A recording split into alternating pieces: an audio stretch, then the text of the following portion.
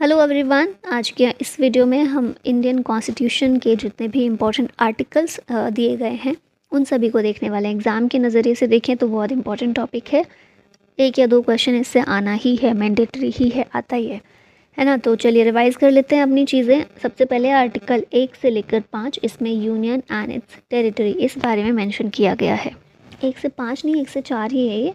1 से लेकर 4 तक यूनियन एंड इट्स टेरिटरी मतलब कौन सा क्षेत्र है जिसको भारत कहा जाएगा। तो ये जो भारत है, कितने एरिया को भारत कहा जाएगा? जो भारत के अंदर सारे स्टेट्स हैं, है ना, बहुत सारे स्टेट्स हैं। तो इन ये स्टेट्स की किन स्टेट्स कहा जाएगा, किन्हें यूनियन टेरिटरीज़ कहा जाएगा। अगर स्टेट्स की बाउंड्री चेंज करनी है ना, अल्टर करना है, किसी स्टेट को नाम चेंज करना है, या जैसे हमने कुछ अपनी टेरिटरी बांग्लादेश को दी थी, यहाँ बांग्लादेश है ना, उसको दी थी, तो अगर ऐसा करना है तो कैसे होगा। अगर हमें किसी से एक्वायर करना है तो क्या प्रोसेस होगा। ये सारी चीज़ें 1 से लेकर 4 आर्टिकल्स में मेंशन की गई हैं। फिर है आर्टिकल 5 से 11, ये हमारी नागरिकता के बारे में, सिटीजनशिप के बारे में बात करता है। भारत में अनलाइक यूएसए सिंगल सिटीजनशिप है, हम सिर्फ भारत के नागरिक होते हैं। मान लीजिए कोई दिल्ली से है, कोई यूपी से है, कोई कर्नाटक से है, कोई केरला से है, कोई उड़ीसा से है, तो हम यहाँ के नागरिक नहीं, राज्यों के नहीं हैं, हम सिर्फ भारत के नागरिक हैं। इसके अपोजिट हम देखें यूएसए में होता है, वहाँ पर डुअल सिटीजनशिप है कि कोई व्यक्ति यूएस का नागरिक तो है ही, उसके साथ में वो जिस स्टेट में रहता है वहाँ का भी नागरिक कहलाता है। ठीक है, तो सिटीजनशिप की पूरी प्रोसेस कि किसे सिटीज़न माना जाएगा, अगर सिटीजनशिप चाहिए किसी को वो कैसे ली जा सकती है, अगर किसी इंसान की सिटीजनशिप नागरिकता छीननी है तो कैसे छीन सकते हैं, कोई खुद से छोड़ना चाहता है किसी और देश के लेना चाहता है तो क्या प्रोसेस है, ये सब बताया गया है 5 से लेकर 11 में। फिर आता है बहुत इंपॉर्टेंट पार्ट, आर्टिकल 12 से लेकर 35 पार्ट 3। इसमें फंडामेंटल राइट्स हमारे मेंशन किए गए हैं, मौलिक अधिकारों के बारे में बात की गई है। हमारे पास टोटल 6 मौलिक अधिकार हैं। पहले 7 हुआ करते थे, लेकिन 7वां हमारा राइट टू प्रॉपर्टी जो है वो पहले फंडामेंटल राइट था, फिर उसको हटा दिया गया। तो उसके बाद से हमारे पास 6 मौलिक अधिकार हैं। ये 6 कौन से हैं? राइट टू इक्वालिटी आर्टिकल 14 से 18, राइट टू फ्रीडम आर्टिकल 19 से लेकर 22, राइट अगेंस्ट एक्सप्लॉयटेशन 23 और 24 में, राइट टू रिलीजियस फ्रीडम 25 से लेकर 28 में, कल्चरल एंड एजुकेशनल राइट्स 29 और 30 में, और right to constitutional remedies article 32 में दिए गए हैं। अब इसमें ना ये जो राइट टू इक्वालिटी है, ये सारे अच्छे से याद कर लीजिए। जैसे आर्टिकल 14 जो है ये क्या कहता है कि कानून के सामने सभी समान हैं।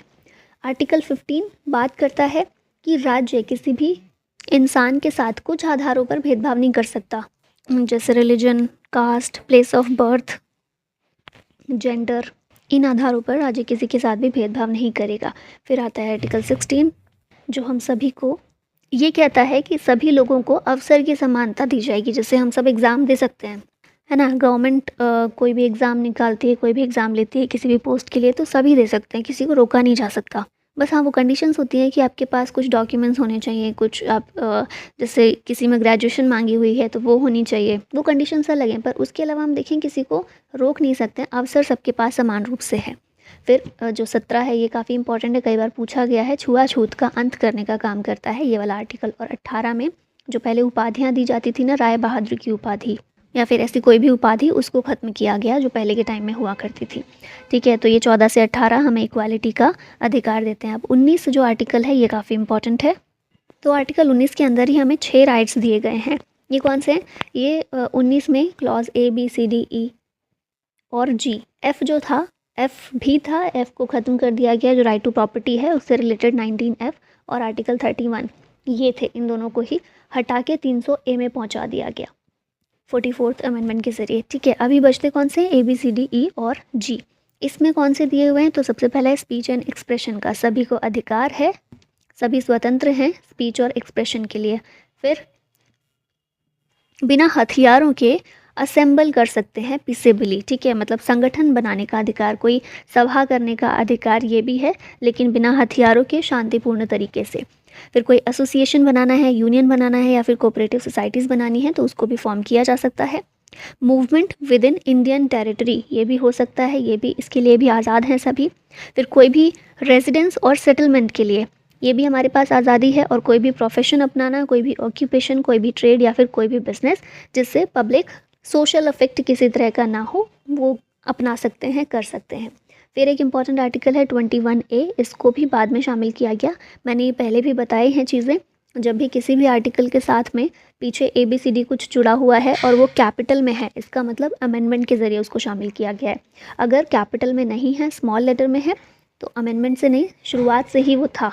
ठीक है, तो ये कौन सा है? कैपिटल है, मतलब बाद में इसको ऐड किया गया। ये है right to education. 86th amendment act होता है 2002 में, जिसके ज़रिए 21A को शामिल किया गया। ये जो है पहले DPSP का पार्ट था आर्टिकल 45 के अंदर, और इसके तहत 6 से 14 साल के बच्चे जो हैं, और इसके तहत 6 से 14 साल तक के बच्चों के लिए free and compulsory education provide की गई है। ठीक है, ये हमारा मौलिक अधिकार बनाया गया है। पहले ये चीज़ DPSP का पार्ट थी। फिर है नेक्स्ट आर्टिकल 36 से 51 DPSP के बारे में ये दिए गए हैं, मतलब DPSP सारे इसमें दिए गए हैं। इन आर्टिकल्स में कुछ इंपॉर्टेंट यहाँ पे मेंशन किए गए हैं, जैसे 39A, ये इक्वल जस्टिस और फ्री लीगल एड प्रोवाइड करने के लिए दिया गया है। फिर 39D equal pay for equal work for main and women, महिलाओं और पुरुषों के लिए equal pay for equal work, इसकी बात करता है। अच्छा, मैं उम्मीद कर रही हूँ कि ये चीज़ आपको पता होगी कि DPSP और फंडामेंटल राइट दोनों में डिफरेंस क्या है, और ये है क्या? Directive principles of states policy. फिर है आर्टिकल 40, जिसमें ग्राम पंचायत के बारे में मेंशन किया गया है, और इसी आर्टिकल को आधार बनाकर हमने 73rd कॉन्स्टिट्यूशनल अमेंडमेंट किया था और पंचायतों को संवैधानिक दर्जा दिया था। फिर है article 43A, to make steps to secure the participation of workers in management of industry. 44 में यूनिफॉर्म सिविल कोड के बारे में बात की गई है। 46 रिजर्वेशन देता है इन एजुकेशन एंड जॉब। फिर है 48A, एनवायरनमेंट को प्रोटेक्ट करने के लिए और फॉरेस्ट और वाइल्ड लाइफ को सेफ गार्ड करने के लिए है। 49 में monuments, places and object of artistic और हिस्टोरिक इंटरेस्ट, जिनको नेशनल इम्पॉर्टेंस के तौर पर डिक्लेयर किया गया है, इनके प्रोटेक्शन की बात करता है। आर्टिकल 50, ये बहुत इंपॉर्टेंट है, कई बार पूछा गया एग्जाम्स में। ये separation of judiciary and executive article 50 में मेंशन किया गया है। और फिर है article 51, international peace and security की बात करता है। फिर नेक्स्ट आता है आर्टिकल 51A, जिसमें फंडामेंटल ड्यूटीज़ हमारी दी गई हैं। अब देखिए, ए कौन सा है? कैपिटल है, मतलब बाद में इसको ऐड किया गया है। फंडामेंटल ड्यूटीज़ का कॉन्सेप्ट हमने लिया है रशिया से। ठीक है, और 42nd कॉन्स्टिट्यूशनल अमेंडमेंट एक्ट किया जाता है 1976 में स्वर्ण सिंह कमेटी के रिकमेंडेशन पर, और इसके बाद हम फंडामेंटल ड्यूटीज़ को संविधान में शामिल करते हैं। पार्ट 4A ऐड किया जाता है और आर्टिकल 51A ऐड किया जाता है। ओरिजिनली हमारे पास 10 ड्यूटीज़ थी, फिर बाद में 86th अमेंडमेंट होता है 2002 में, जिसमें 11वीं ड्यूटी को भी शामिल कर दिया जाता है। अब नेक्स्ट सेक्शन हमारा जो है, नेक्स्ट पार्ट जो है संविधान में, वो शुरू हो जाता है यूनियन एग्जीक्यूटिव का। तो यूनियन एग्जीक्यूटिव में कौन कौन होता है? President, vice president, prime minister, council of minister, attorney general of India, इन सभी को मिलाकर यूनियन एग्जीक्यूटिव कहा जाता है। पार्लियामेंट, पार्लियामेंट किसे कहते हैं? तो पार्लियामेंट के अंदर प्रेसिडेंट, राज्यसभा और लोकसभा आते हैं। ठीक है, प्रेसिडेंट पार्लियामेंट के सदस्य नहीं होते, मेंबर नहीं होते, लेकिन ये पार्ट हैं। ठीक है, ये चीज़ इंपॉर्टेंट है, पार्लियामेंट के अंदर प्रेसिडेंट भी आते हैं। यूनियन एग्जीक्यूटिव में ये सारे लोग आते हैं। फिर स्टेट लेजिस्लेचर में कौन कौन है? गवर्नर, स्टेट लेजिस्लेचर, जिन स्टेट में 2 हाउस है वो दोनों हाउस आते हैं, और जिन स्टेट्स में सिर्फ 1 हाउस है उस 1 हाउस को ऐड किया जाता है। ठीक है, ये पार्ट है लेजिस्लेचर का। अगर स्टेट एग्जीक्यूटिव की बात करें तो इसमें governor, CM, council of minister, state advocate general, ये सभी आते हैं। अब ये तो हो गई बेसिक चीज़। नेक्स्ट अब बात कर लेते हैं अपने नेक्स्ट आर्टिकल्स की। तो यहाँ पर कंपैरिजन के साथ पढ़ेंगे ना, तो बहुत अच्छे से चीज़ें याद हो जाएंगी। जैसे प्रेसिडेंट की जो स्थिति केंद्र सरकार में है या फिर सेंट्रल लेवल पर है, वही स्थिति गवर्नर की स्टेट लेवल पर है। ठीक है, तो आर्टिकल 52 से 62 जो है ये प्रेसिडेंट से डील करते हैं, और आर्टिकल 153 से 167 गवर्नर से डील करते हैं। पार्ट की बात करें तो सेंट्रल एग्जीक्यूटिव वाला पार्ट है 5 और स्टेट एग्जीक्यूटिव वाला पार्ट है 6। तो इन दोनों को थोड़ा साथ में देख लेते हैं, याद करने में थोड़ी आसानी होगी। 52 में प्रेसिडेंट ऑफ इंडिया के बारे में बोला गया है कि भारत का एक राष्ट्रपति होगा। 53 एग्जीक्यूटिव पावर प्रेसिडेंट को देता है। 54 में मैनर ऑफ इलेक्शन बताया गया है कि इलेक्शन किस तरह से होगा। 56 में टर्म दिया गया, 5 साल के लिए राष्ट्रपति को चुना जाएगा। 57 में एलिजिबिलिटी फॉर री इलेक्शन, इसके बारे में बात की गई। 58 क्वालिफिकेशन बताता है कि 35 साल का कोई भी व्यक्ति राष्ट्रपति बन सकता है, भारत का नागरिक होना चाहिए वो, और लोकसभा का मेंबर बनने के लिए एलिजिबल होना चाहिए। 59 में कंडीशन ऑफ ऑफिस दी गई है। 60 में ओथ और अफर्मेशन के बारे में बात की गई है। प्रेसिडेंट को ओथ कौन दिलाता है? CJI या फिर सीनियर मोस्ट जज of supreme court. Article 61 impeachment की प्रोसेस के बारे में है और 62 वैकेंसी की बात करता है। ठीक है, मतलब जब पद खाली हो जाएगा तो इलेक्शन किस तरह से क्या होगा। फिर गवर्नर पर आ जाए हम तो 153 गवर्नर के बारे में बात करता है, 154 एग्जीक्यूटिव पावर बताता है गवर्नर की, 155 अपॉइंटमेंट के बारे में बात करता है, गवर्नर को प्रेसिडेंट अपॉइंट करते हैं, 156 टर्म के बारे में बात करता है। वैसे तो आमतौर पर गवर्नर 5 साल के लिए अपॉइंट किए जाते हैं, लेकिन टर्म कोई स्पेसिफिक नहीं बोली हुई है संविधान में। ठीक है, ये चीज़ याद रखिएगा। संविधान में बोला गया है कि गवर्नर अपने पद पर राष्ट्रपति के प्रसाद पर्यंत रहता है, जब तक राष्ट्रपति चाहेंगे तब तक कोई गवर्नर रहेगा गवर्नर बन के। 157 क्वालिफिकेशन के बारे में है, 158 कंडीशन के बारे में है, 159 ओथ और अफर्मेशन के बारे में है, 160 discharge of governor's function, 161 pardoning power दी गई है गवर्नर की, क्षमादान की शक्ति। गवर्नर को ओथ कौन दिलाता है? Administered by chief justice of concern state high court. High court के चीफ जस्टिस ओथ दिलाते हैं राज्यपाल को। अब आ जाते हैं सेंटर और स्टेट पर। तो केंद्र में सबसे पहले आर्टिकल 71 आता है, जो कि बात करता है dispute related to election of president और वाइस प्रेसिडेंट। डिस्प्यूट अगर होगा तो किस तरह से सुलझाया जाएगा। 72 में पार्डनिंग पावर दी गई है प्रेसिडेंट की। 161 में हमने पीछे देखा था गवर्नर की पार्डनिंग पावर है, 72 में प्रेसिडेंट की है। फिर है 74 president to act on the advice of council of minister aided by prime minister. मतलब ये बोला गया है कि प्रेसिडेंट होंगे, लेकिन प्रेसिडेंट को एड और एडवाइस करने के लिए, प्रेसिडेंट को सलाह देने के लिए काउंसिल ऑफ मिनिस्टर होगी और उस काउंसिल ऑफ मिनिस्टर के हेड होंगे प्राइम मिनिस्टर। ठीक है, तो सीधे सीधे अगर बोला जाए प्राइम मिनिस्टर के बारे में कौन सा आर्टिकल बात करता है, ये करता है आर्टिकल 74। फिर है आर्टिकल 75, ये पीएम और अदर मिनिस्टर्स की अपॉइंटमेंट की बात करता है। 76 अटॉर्नी जनरल ऑफ इंडिया के बारे में है। 78 प्राइम मिनिस्टर की ड्यूटी बताता है, कर्तव्य बताता है। प्राइम मिनिस्टर का कर्तव्य है कि जो भी इंफॉर्मेशन है, कानून बनाए जा रहे हैं, जो फैसले लिए जा रहे हैं, वो सारी इन्फॉर्मेशन वो प्रेसिडेंट को प्रोवाइड करें। आर्टिकल 79 कहता है कि प्रेसिडेंट पार्लियामेंट का एक इंटीग्रल पार्ट है। आर्टिकल 80 कंपोजिशन ऑफ राज्यसभा के बारे में है और आर्टिकल 81 कंपोजिशन ऑफ लोकसभा के बारे में है। अब आ जाते हैं स्टेट पर।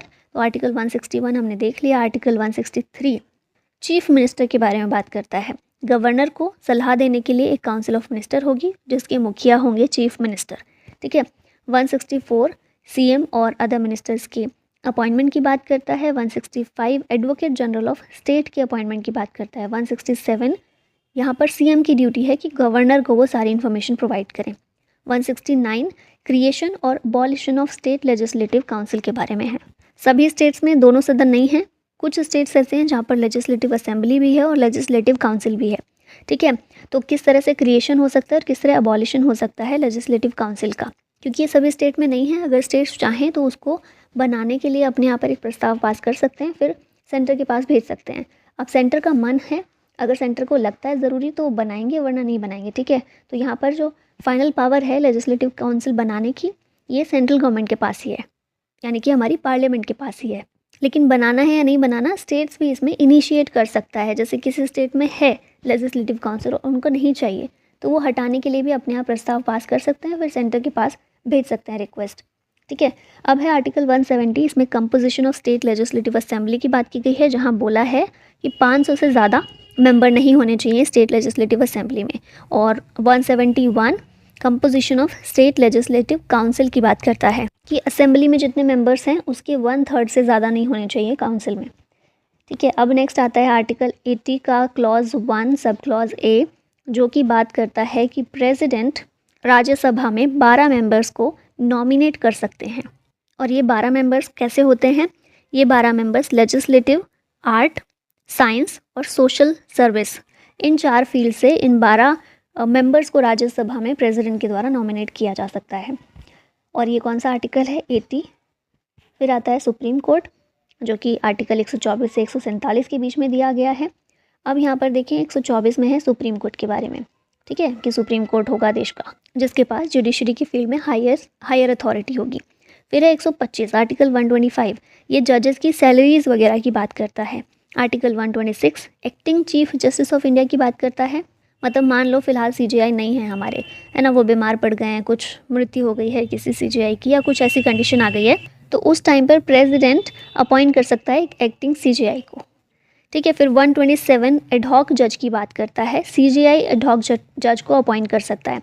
एडहॉक जज होता है कुछ समय के लिए, मान लीजिए ज़्यादा बहुत सारे केसेस हैं सुप्रीम कोर्ट के पास, बहुत सारा बर्डन है, तो उसको कम करने के लिए कुछ एक्स्ट्रा जजेस की ज़रूरत है, तो एडहॉक जजेस को कुछ समय के लिए जजेस को अपॉइंट किया जा सकता है, सीजेआई कर सकता है उसको।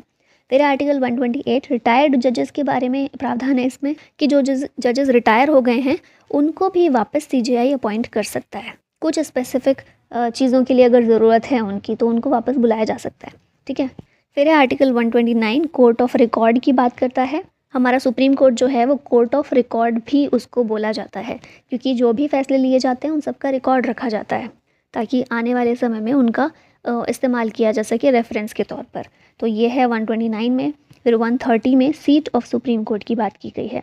मतलब अभी हमारा सुप्रीम कोर्ट कहाँ है? दिल्ली में है, लेकिन दिल्ली के अलावा भी कहीं पर अगर सुप्रीम कोर्ट की कोई ब्रांच बनानी है, कोई सीट बैठानी है, पीठ सुप्रीम कोर्ट की कोई सीट गठन करना है, तो वो किया जा सकता है सीजेआई के द्वारा प्रेसिडेंट से प्रायर परमिशन लेकर। ये कहा गया है आर्टिकल 130 में। फिर आर्टिकल 136 स्पेशल लीव पिटिशन, इसके अंदर इसके बारे में बात की गई है। आर्टिकल 137 में रिवाइजरी ज्यूरिसडिक्शन की बात की गई है। सुप्रीम कोर्ट अपने फैसलों को रिवाइज भी कर सकता है ना, ये पावर भी उसके पास में है। आर्टिकल 32 और 139 दोनों ही रिट ज्यूरिसडिक्शन के बारे में है। आर्टिकल 32 हमारा फंडामेंटल राइट है ना, तो फंडामेंटल राइट के लिए रिट जारी करवाई जा सकती है सुप्रीम कोर्ट से, तो ये 32 रिट के बारे में है और 139 भी है। ठीक है, फिर है आर्टिकल 142। आर्टिकल 142 बहुत इंपॉर्टेंट है, ये आर्टिकल भी कंप्लीट जस्टिस की बात करता है और ये पावर जो है ना सुप्रीम कोर्ट की डिस्क्रिशनरी पावर है। कंप्लीट जस्टिस इस तरह से प्राकृतिक न्याय, पूर्ण न्याय प्रदान करने के लिए कुछ फैसले बियॉन्ड रूल्स जाकर भी सुप्रीम कोर्ट के द्वारा लिए जा सकते हैं। जैसे एक एग्जांपल मैं बताऊं आपको, तो अभी जो अयोध्या में जो राम मंदिर वाला विवाद था, अयोध्या विवाद जो था, अभी तो वो जगह मंदिर के लिए मिल गई है और मंदिर वहाँ पर बन भी गया है। लेकिन आप लोगों को याद है सुप्रीम कोर्ट ने मस्जिद के लिए भी अयोध्या में दूसरी जगह पर 5 एकड़ ज़मीन अलग से दी थी। जो ज़मीन पर विवाद था वो तो मंदिर के लिए मिल गई ज़मीन, है ना, मस्जिद के लिए वो नहीं रही, लेकिन मस्जिद बनाने के लिए अलग से अयोध्या में ही 5 एकड़ की ज़मीन दी गई थी, सुप्रीम कोर्ट के द्वारा अलॉट की गई थी। तो ये कंप्लीट जस्टिस का एग्जाम्पल है और इसी आर्टिकल का, आर्टिकल 142 का इस्तेमाल करते हुए ही सुप्रीम कोर्ट ने वो किया था, वरना ऐसा तो कहीं नहीं था ना। वो ज़मीन का विवाद था, सिर्फ वो ज़मीन या तो एक पक्ष को मिलेगी या दूसरे को, वो फैसला हो गया और न्याय हो गया, बात ख़त्म। लेकिन ताकि कंप्लीट जस्टिस मिल सके, इसलिए अपनी डिस्क्रिशनरी पावर को इस्तेमाल करते हुए सुप्रीम कोर्ट ने वो किया था। ठीक है, अब आर्टिकल 143 एडवाइजरी ज्यूरिसडिक्शन की बात करता है कि एडवाइस देने का काम भी सुप्रीम कोर्ट का है ना। प्रेसिडेंट को जब भी एडवाइस चाहिए हो किसी लीगल मैटर पर तो वो ले सकते हैं। फिर है आर्टिकल 145, इसमें प्रोसीजर की बात की गई है, क्या क्या प्रोसीजर प्रक्रिया पूरी रहेगी। अब हाई कोर्ट की बात की जाए तो आर्टिकल 214 ये कहता है कि हर एक स्टेट का एक हाई कोर्ट होगा। आर्टिकल 215 जिस तरह सुप्रीम कोर्ट एक कोर्ट ऑफ रिकॉर्ड है, इसी तरह हाई कोर्ट भी कोर्ट ऑफ रिकॉर्ड है। 225 कहता है, बताता है कि क्या क्या हाई कोर्ट की ज्यूरिसडिक्शन पावर रहेगी। रिट पावर हाई कोर्ट की 226 में है। ठीक है, और एक चीज़ याद रखिएगा, सुप्रीम कोर्ट और हाई कोर्ट दोनों के पास ही रिट इशू करने की पावर है। सुप्रीम कोर्ट के पास 32, हाई कोर्ट के पास 226, लेकिन सुप्रीम कोर्ट सिर्फ फंडामेंटल राइट्स के खिलाफ रिट जारी कर सकता है। हाई कोर्ट फंडामेंटल राइट इसके अलावा कुछ और मैटर आता है उसके लिए भी रिट को इशू कर सकता है। तो इस आधार पर देखा जाए तो हाई कोर्ट के पास ज़्यादा पावर है रिट ज्यूरिसडिक्शन की। ठीक है, अब बात कर लेते हैं वाइस प्रेसिडेंट की। तो article 63 vice president of India की बात करता है। 64 कहता है कि वाइस प्रेसिडेंट हमारे राज्यसभा के एक्स ऑफिशियो चेयरमैन होंगे। राज्यसभा को काउंसिल ऑफ स्टेट्स भी बोलते हैं ना, तो काउंसिल ऑफ स्टेट्स के चेयरमैन कौन होते हैं? हमारे वाइस प्रेसिडेंट होते हैं, और ये चीज़ बोली गई है आर्टिकल 64 में। आर्टिकल 66 वाइस प्रेसिडेंट के इलेक्शन की बात करता है कि किस तरह से होगा और किस तरह से होता है। तो बहुत सिंपल सा है, आपको याद रखना है, वाइस प्रेसिडेंट और प्रेसिडेंट दोनों के जो इलेक्शन प्रोसीजर है ना, थोड़ा थोड़ा डिफरेंस है दोनों में। वाइस प्रेसिडेंट का इलेक्शन लोकसभा और राज्यसभा दोनों के मेंबर्स मिलकर करते हैं। वहीं जब हम प्रेसिडेंट के बात करते हैं ना इलेक्शन की, तो लोकसभा, राज्यसभा और स्टेट लेजिस्लेटिव असेंबली, इन तीनों जगह के केवल इलेक्टेड मेंबर्स पार्टिसिपेट करते हैं, नॉमिनेटेड मेंबर्स प्रेसिडेंट की इलेक्शन में भाग नहीं लेते हैं। ठीक है, नॉमिनेटेड कौन से, जैसे हमने देखा था ना कि 12 मेंबर्स को नॉमिनेट करते हैं राष्ट्रपति, तो नॉमिनेटेड नहीं बल्कि इलेक्टेड, जिनको हम इलेक्ट कर रहे हैं, ऐसे लोग प्रेसिडेंट को चुनते हैं। वाइस प्रेसिडेंट के लिए स्टेट लेजिस्लेटिव असेंबली का कोई रोल नहीं है, केवल लोकसभा और राज्यसभा के लोग चुनते हैं, और फिर चाहे वो इलेक्टेड हों या फिर नॉमिनेटेड हों, सभी चुनते हैं। ठीक है, ये डिफरेंस याद रखिएगा। नेक्स्ट है आर्टिकल 69, इसमें वाइस प्रेसिडेंट की ओथ और अफर्मेशन की बात की गई है। अब आगे आते हैं इम्पॉर्टेंट आर्टिकल्स, ऐसे देखते हैं जो कि प्रेसिडेंट को पावर प्रोवाइड करते हैं। सबसे पहले आता है आर्टिकल 85। पार्लियामेंट के सेशन होते हैं, 3 सेशन होते हैं, BMW, budget session, monsoon session और विंटर सेशन। अभी विंटर सेशन है ना। तो ये जो 3 सेशन हैं, इन सेशन के लिए समन या फिर प्रोरोग या फिर पूरी लोकसभा का ही डिसोल्यूशन करना है, तो इसके लिए प्रेसिडेंट के पास पावर है 85 के तहत। Article 86, right of president to send message to the house, ये दी गई है। आर्टिकल 87 में बोला गया है कि जॉइंट सिटिंग जो पार्लियामेंट की होगी उसमें स्पेशल एड्रेस प्रेसिडेंट कर सकते हैं। फिर 103 में बोला गया है power to disqualify members of parliament on the advice of election commission. Election commission अगर एडवाइस करता है कि पार्लियामेंट के कोई मेंबर को डिसक्वालीफाई करना है तो वो राष्ट्रपति कर सकते हैं। फिर है आर्टिकल 108, इसमें जॉइंट सिटिंग की पावर के बारे में बताया गया है। मतलब लोकसभा और राज्यसभा किसी भी फैसले पर एकमत नहीं हो पा रहे हैं, किसी बिल को पास करने के लिए कोई फैसला नहीं आ पा रहा है, तो ऐसे में राष्ट्रपति जॉइंट सिटिंग बुला सकते हैं दोनों हाउस की। ठीक है, दोनों हाउस आकर एक साथ बैठेंगे, फिर उस पर वोटिंग होगी और जो भी होगा फैसला वो फाइनल होगा। फिर आर्टिकल 109 ये कहता है कि मनी बिल इंट्रोड्यूस करने से पहले प्रायर परमिशन की ज़रूरत है प्रेसिडेंट की।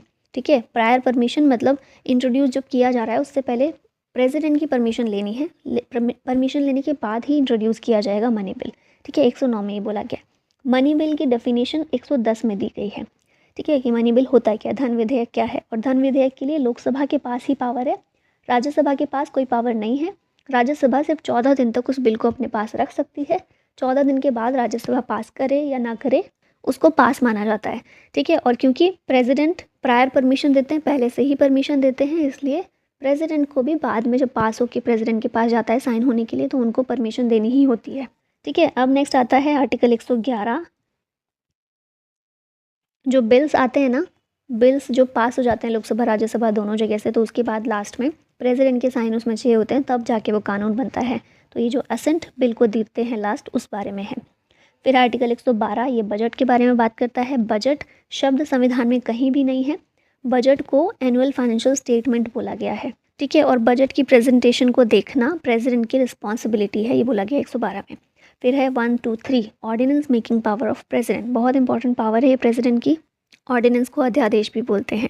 तो जब भी ऐसा है कि पार्लियामेंट का कोई सेशन नहीं हो रहा है और बहुत इंपॉर्टेंट इशू कोई आ गया है जिस पर कानून बनाने की सख्त ज़रूरत है, अब पार्लियामेंट का सेशन नहीं चल रहा है तो कानून कौन बनाए, पार्लियामेंट का काम ही है कानून बनाना, तो कौन बनाएगा, तो ऐसे में प्रेसिडेंट को दी गई है कि अगर ऐसा कोई पब्लिक इशू आ जाता है, पब्लिक मैटर कोई आ जाता है जिस पर बहुत जल्दी में कानून बनाने की ज़रूरत है, तो प्रेसिडेंट उस समय अध्यादेश ऑर्डिनेंस जारी कर सकते हैं। लेकिन ये ऑर्डिनेंस की जो लाइफ टाइम इसका होगा ये सिर्फ 6 महीने तक होगा, क्योंकि 6 महीने से ज़्यादा का गैप पार्लियामेंट के सेशन में नहीं होता है ना। संविधान में ये जैसे 3 सेशन मैंने अभी बताए थे, BMW 3 सेशन होते हैं, लेकिन संविधान में ये नहीं बोला गया है कि 3 सेशन होने। संविधान में सिर्फ इतना बोला गया है कि पार्लियामेंट के 2 सेशन के बीच 6 महीने से ज़्यादा का गैप नहीं होना चाहिए, मतलब साल में 2 सेशन तो होने ही होने चाहिए। तो जब 6 महीने से ज़्यादा का गैप नहीं है तो ऑर्डिनेंस 6 महीने के लिए होगा।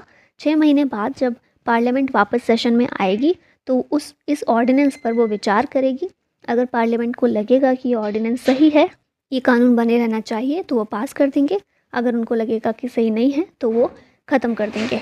और पार्लियामेंट को इस ऑर्डिनेंस पर विचार करने के लिए 6 हफ्ते का टाइम मिलता है। तो अगर बोला जाए कि ओवरऑल ऑर्डिनेंस का लाइफ टाइम कितना होता है, 6 महीने 6 वीक। ठीक है, 6 मंथ 6 वीक का टाइम होता है ऑर्डिनेंस का। उसके बाद या तो वो पास करना होता है पार्लियामेंट को या फिर ख़त्म करना होता है। अब आगे है 124 सुप्रीम कोर्ट के जजेस की अपॉइंटमेंट और रिमूवल की बात करता है, और ये पावर किसके पास है, प्रेसिडेंट के पास है। 143 ये बोलता है कि सुप्रीम कोर्ट से प्रेसिडेंट जब चाहें एडवाइस मांग सकते हैं, सलाह मांग सकते हैं लीगल मैटर्स पर। फिर article 148 controller and auditor general CAG की बात करता है, और कैग को कौन अपॉइंट करता है? प्रेसिडेंट करता है।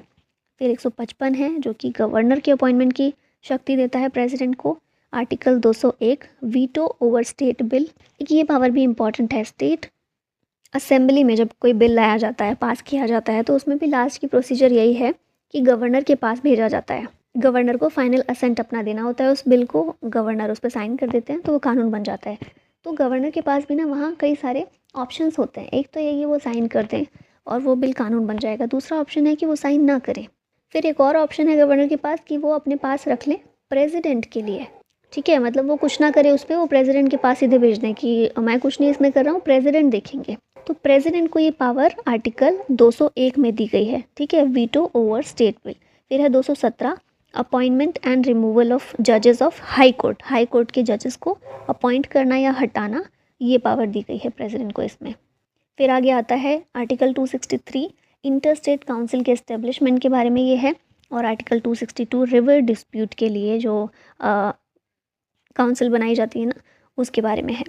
280 फाइनेंस कमीशन के बारे में है, इसका गठन भी राष्ट्रपति ही करते हैं। 315 यूपीएससी के चेयरमैन और मेंबर्स के अपॉइंटमेंट के बारे में है, ये भी प्रेसिडेंट करते हैं। 324 में इलेक्शन कमीशन है। 326 वोटिंग राइट्स के बारे में है। और आर्टिकल 243 के जो है स्टेट इलेक्शन कमीशन की बात करता है। स्टेट इलेक्शन कमीशन पहले नहीं था, बाद में इसको पंचायत और नगर पालिका म्यूनिसिपैलिटी वाली चीज़ें जोड़ी गई ना 73rd और 74th अमेंडमेंट में, उस टाइम पर स्टेट इलेक्शन कमीशन के गठन की बात की गई संविधान में। फिर है 361 इम्यूनिटीज़ अवेलेबल टू प्रेसिडेंट। क्या क्या इम्यूनिटी दी गई है प्रेसिडेंट को, इसके बारे में बात की गई है। अब नेक्स्ट आते हैं आर्टिकल 200। ये मैंने पीछे बात बताई थी ना, governor reserves a bill for the consideration of president. President के कंसिडरेशन के लिए गवर्नर कोई बिल को रिजर्व कर लेता है खुद असेंट ना देकर।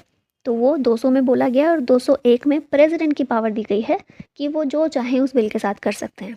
ठीक है, फिर 266 जो है 266 कंसोलिडेटेड फंड ऑफ इंडिया के बारे में है। 267 कंटिजेंसी फंड ऑफ इंडिया के बारे में है। आर्टिकल 275 ये इम्पॉर्टेंट है, ये बोलता है कि यूनियन गवर्नमेंट जो है ये कुछ स्टेट्स को ग्रांट दे सकती है। ठीक है, 279A जीएसटी काउंसिल के बारे में बात करता है। 101st अमेंडमेंट के ज़रिए जीएसटी शामिल किया गया ना, इसके बारे में बात करता है। 279A जीएसटी काउंसिल की बात करता है। फिर है आर्टिकल 338, 338A और 338B national commission for SC, ST और OBC। 338 में नेशनल कमीशन फॉर SC दिया गया है। 338 में नेशनल कमीशन फॉर ST है, और 338B में नेशनल कमीशन फॉर BC दिया गया है। ठीक है, फिर नेक्स्ट आ जाता है 239 यूनियन टेरिटरी के बारे में है। 300 आर्टिकल 300 सूट्स एंड प्रोसीडिंग्स के बारे में है। 300A हमारा राइट टू प्रॉपर्टी, पहले फंडामेंटल राइट था, बाद में इसको यहाँ ले आए। 370 जम्मू कश्मीर के बारे में है, लेकिन इसको अभी रिपील कर दिया गया। 371 कुछ और स्टेट्स को कुछ स्पेशल कैटेगरी में डालता है। फिर आता है 351 टू प्रमोट। 351 हिंदी लैंग्वेज को प्रमोट करने का काम करता है। 368 कॉन्स्टिट्यूशन में अमेंडमेंट करने की प्रोसीजर बताता है। अब आता है नेक्स्ट इंपॉर्टेंट चीज़ पर, इमरजेंसी प्रोविजन। संविधान में 3 तरह की इमरजेंसी दी गई है, नेशनल इमरजेंसी, स्टेट इमरजेंसी जिसे प्रेसिडेंट्स रूल भी बोलते हैं, और financial emergency. National emergency article 352 में, प्रेसिडेंट्स रूल आर्टिकल 356 में, और फाइनेंशियल इमरजेंसी आर्टिकल 360 में। फाइनेंशियल इमरजेंसी अभी तक एक बार भी नहीं लगी है, नेशनल इमरजेंसी लग चुकी है, और प्रेसिडेंट्स रूल भी बहुत बार लग चुका है और लगता रहता है। नेशनल इमरजेंसी लगाने के लिए 3 आधार हैं, वॉर, एक्सटर्नल एग्रेशन या फिर आर्म्ड रेबेलियन। पहले आर्म्ड रेबेलियन शब्द नहीं था, इसकी जगह पर इंटरनल डिस्टर्बेंस दिया हुआ था, और इसी इंटरनल डिस्टर्बेंस का इस्तेमाल करते हुए इंदिरा गांधी ने इमरजेंसी लगाई थी। तो ये क्लियर पिक्चर नहीं देता था कि किस तरह की डिस्टर्बेंस, इसीलिए 44वां संशोधन हुआ 1978 में, उसके ज़रिए आर्म्ड रेबेलियन शब्द को डाला गया, इंटरनल डिस्टर्बेंस को हटा दिया गया।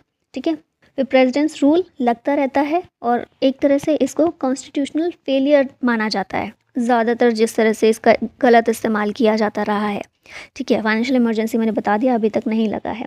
फिर कुछ आर्टिकल्स आते हैं इंपॉर्टेंट हैं। आर्टिकल 355 ये कहता है कि ये यूनियन गवर्नमेंट की ड्यूटी होनी चाहिए to protect every state from external and internal disturbance, और इसी को इंश्योर करने के लिए इमरजेंसी स्टेट्स में लगाई जा सकती है।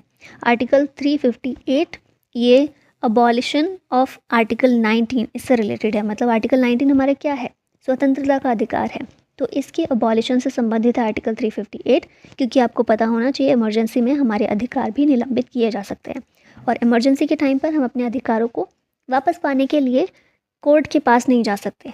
ठीक है, तो ये एक और चीज़ याद रखिएगा, ये जो दो आर्टिकल हैं 358, 359, 358, 359, ये दोनों ही हमारे फंडामेंटल राइट के अबॉलिशन की बात करते हैं इमरजेंसी के टाइम पर। तो एक अधिकार हमारा आर्टिकल 19 ऐसा है जो इमरजेंसी लगते ही ख़त्म हो जाता है। ठीक है, जब तक इमरजेंसी रहेगी तब तक ये अधिकार हमारा ख़त्म है। बाकी अधिकार 359 के अंदर आते हैं और सारे बाकी के अधिकार अपने आप ख़त्म नहीं होते, उनको प्रेसिडेंट के द्वारा किया जाता है। मतलब प्रेसिडेंट चाहे तो सारे अधिकारों को निलंबित कर सकते हैं या फिर कुछ एक दो अधिकारों को, लेकिन इमरजेंसी के टाइम पर भी आर्टिकल 20 और 21 इनको अबॉलिश नहीं किया जा सकता किसी भी कंडीशन में, क्योंकि 20 क्या है, हमारा जीवन का अधिकार है, तो जीवन का अधिकार नहीं छीन सकता ना। इमरजेंसी लगी है इसका मतलब ये नहीं कि कोई भी सरकार नागरिकों को मार डाले, ये नहीं हो सकता है ना। फिर है 365, ये कहता है कि कोई भी स्टेट अगर फेल होता है to comply with the direction given by union in exercise of its executive power, मतलब यूनियन गवर्नमेंट के द्वारा, जो हमारी सेंट्रल गवर्नमेंट है उसके द्वारा कोई डायरेक्शन दिए गए हैं सभी स्टेट्स को कि सारे स्टेट्स को इस तरह से काम करना है, ये चीज़ करनी है लागू अपने यहाँ पे, और स्टेट ऐसे में फेल हो जाते हैं वो करने में या फिर नहीं करते हैं, तो फिर वहाँ पर इमरजेंसी लगाई जा सकती है। ठीक है, अब नेक्स्ट आते हैं, हमारे यहाँ पर 3 लिस्ट हैं, यूनियन लिस्ट है, फिर स्टेट लिस्ट है और एक है कनकरेंट लिस्ट। यूनियन लिस्ट के जो भी टॉपिक हैं उन पर यूनियन गवर्नमेंट कानून बनाएगी, स्टेट लिस्ट के टॉपिक पर स्टेट गवर्नमेंट कानून बनाएगी, कनकरेंट पर ये दोनों बना सकते हैं, है ना। लेकिन ऐसी कंडीशन भी आती है जब स्टेट लिस्ट के टॉपिक पर भी यूनियन गवर्नमेंट कानून बना सकती है, मतलब यूनियन गवर्नमेंट को थोड़ी ज़्यादा पावर दे दी गई है कुछ मामलों में। ये कुछ आर्टिकल्स हैं, आर्टिकल 249, अगर राज्यसभा इस तरह का एक रेजोल्यूशन पास कर देता है कि नेशनल इंटरेस्ट के लिए ज़रूरी है कि स्टेट लिस्ट के किसी एक मैटर पर पार्लियामेंट काम करे, पार्लियामेंट कानून बनाए, और ये जो रेजोल्यूशन है ये 2/3 मेजॉरिटी से पास होना चाहिए, तो ऐसे में स्टेट लिस्ट के किसी टॉपिक पर, किसी मैटर पर पार्लियामेंट कानून बना सकती है। ठीक है, किसके द्वारा पास होना चाहिए, राज्यसभा के द्वारा। तो यहाँ पर राज्यसभा के पास ज़्यादा पावर दी गई है, और राज्यसभा इसलिए बोला है क्योंकि राज्यसभा क्या है, राज्यों का प्रतिनिधित्व करती है वो, और राज्यों की स्टेट लिस्ट से ही कानून बनाना है, तो इसलिए राज्यसभा यहाँ पर महत्व इसको दिया गया है। फिर आर्टिकल 250, नेशनल इमरजेंसी अगर लगाई जाती है तो ऐसे टाइम पर भी स्टेट लिस्ट के किसी मैटर पर पार्लियामेंट कानून बना सकती है। फिर आर्टिकल 252 है, अगर 2 या 2 से ज़्यादा स्टेट रिक्वेस्ट करते हैं पार्लियामेंट से कि इस टॉपिक पर हमारे लिए आप कानून बना कर दीजिए, तो भी पार्लियामेंट कानून बना सकती है स्टेट लिस्ट के मैटर पर। और 253 इसमें क्या बोला गया है, अगर पार्लियामेंट को कोई भी इंटरनेशनल ट्रीटी या एग्रीमेंट पूरा करना है, उसको इम्प्लीमेंट करना है, तो उसके लिए स्टेट की कंसेंट के बिना भी, मतलब स्टेट से परमिशन लेने की ज़रूरत नहीं है, स्टेट की परमिशन के बिना भी वो कानून बना सकती है पार्लियामेंट उस मैटर पर, स्टेट लिस्ट के मैटर पर। ठीक है, तो यहाँ पर ये कंप्लीट होता है ये भी, और हमारे जितने भी इंपॉर्टेंट आर्टिकल हैं हमने देख लिए हैं। अब यहाँ पर कुछ क्वेश्चन देख लेते हैं। तो पहला क्वेश्चन आता है हमारा, there were originally how many articles in the constitution of India, originally कितने आर्टिकल्स थे हमारे कॉन्स्टिट्यूशन में, 395 थे। 26 जनवरी 1950 जब हमारा कॉन्स्टिट्यूशन अडॉप्ट किया गया, उस समय पर एक प्रियम्बल, 22 पार्ट्स थे संविधान के, 395 आर्टिकल्स और 8 शेड्यूल। अभी ये बढ़कर कितने हो गए हैं, प्रियम्बल अभी भी वही है, प्रियम्बल एक ही होगी, 22 पार्ट से 25 हो गए हैं पार्ट्स, है ना, 3 और बढ़ गए हैं। आर्टिकल्स 395 थे, अभी देखें तो 450 प्लस हो गए हैं, और 8 शेड्यूल थे जो अब बढ़कर 22 हो चुके हैं। नेक्स्ट क्वेश्चन है, the right to move freely throughout the territory of India comes under which article of the Indian constitution. देखा था आर्टिकल 19 के अंदर ये अधिकार हमारा आता है कि स्वतंत्र रूप से कहीं भी हम घूम सकते हैं। फिर नेक्स्ट क्वेश्चन है, which of the Indian constitutions given article has the right to privacy been incorporated as fundamental right. Right to privacy कौन से आर्टिकल के अंदर फंडामेंटल राइट बताया गया है, तो आर्टिकल 21 के अंदर राइट टू प्राइवेसी को फंडामेंटल राइट का दर्जा दिया गया है। Which article of the Indian Constitution states the directive principle of state policy DPSP on promotion of international peace and security? International peace और सिक्योरिटी के बारे में हमारा लास्ट DPSP जो है 51 वो बात करता है, तो ऑप्शन बी यहाँ पर करेक्ट हो जाएगा। फिर आता है question, which of the given articles of the Indian constitution empowers the president to grant pardons to any person? President की जो क्षमादान की शक्ति है वो कहाँ दी गई है? आर्टिकल 72 के तहत दी गई है। फिर अगला क्वेश्चन है, which of the given articles of the Indian constitution is regarded the duties of the chief minister with respect to the furnishing of information to the governor? पीछे बताया था मैंने, पीएम की ड्यूटी है कि वो प्रेसिडेंट को इंफॉर्मेशन सारी प्रोवाइड करें, इसी तरह सीएम की ड्यूटी है कि वो गवर्नर को इंफॉर्मेशन प्रोवाइड करें। तो ये वाली कौन से आर्टिकल के तहत आती है? Article 167 167। Which article of the Indian constitution deals with the imposition of president's rule? Presidents rule किस में दिया गया? 356 में। फिर अगला क्वेश्चन आता है, which of the given articles of the Indian constitution mentions the provision of council of minister for aid and advice of the president of India? जब भी एड और एडवाइस की बात आती है तो आर्टिकल 74 आ जाता है। ठीक है, प्राइम मिनिस्टर के बारे में इसी में बात की गई है। Which of the given article of the Indian Constitution deals with National Commission for Scheduled Caste? SCs के लिए नेशनल कमीशन कौन सा है? आर्टिकल 338 है। 338A STs के लिए नेशनल कमीशन है और 338B ये है बैकवर्ड क्लासेस के लिए national commission. Which of the given article of Indian Constitution the provision of election commission is mentioned?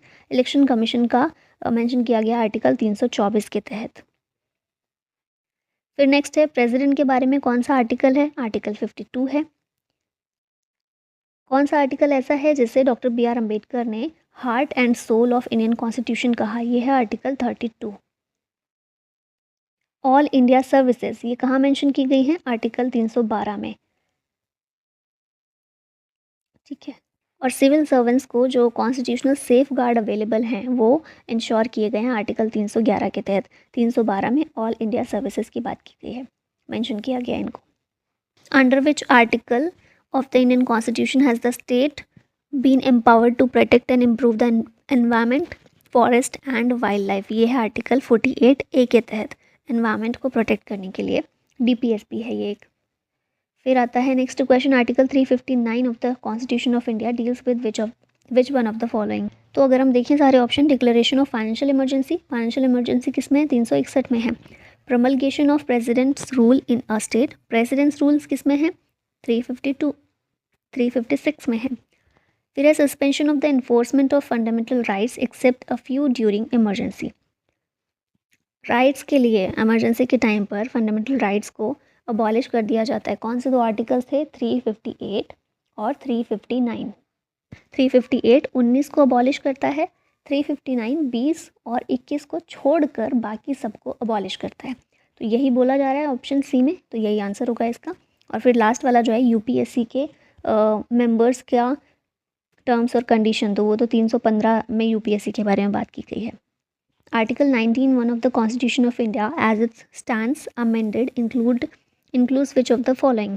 क्या क्या आता है 19 के अंदर? हमने देखा ना, freedom of speech and expression बिल्कुल है, assemble peaceably and without arms ये भी है, to acquire and dispose property ये हुआ करता था, अब नहीं है, F के अंदर था ये, 9F के अंदर, अब नहीं है, to move freely throughout the territory of India ये भी है। तो 1, 2 और 4 इसका आंसर होगा option D. Which one of the following statements is not correct with respect to Article 32 of the Constitution of India? 32 के बारे में कौन सा करेक्ट नहीं है?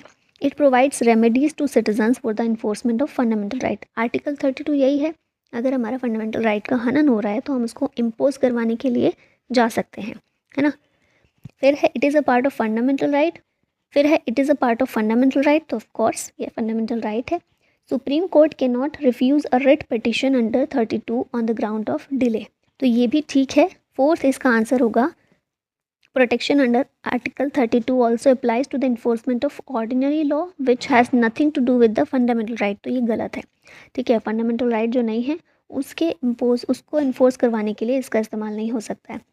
Protection under article 32 applies only to the fundamental rights as provided by the constitution. और इसी के साथ हमारे ये आर्टिकल्स यहाँ फिनिश होते हैं।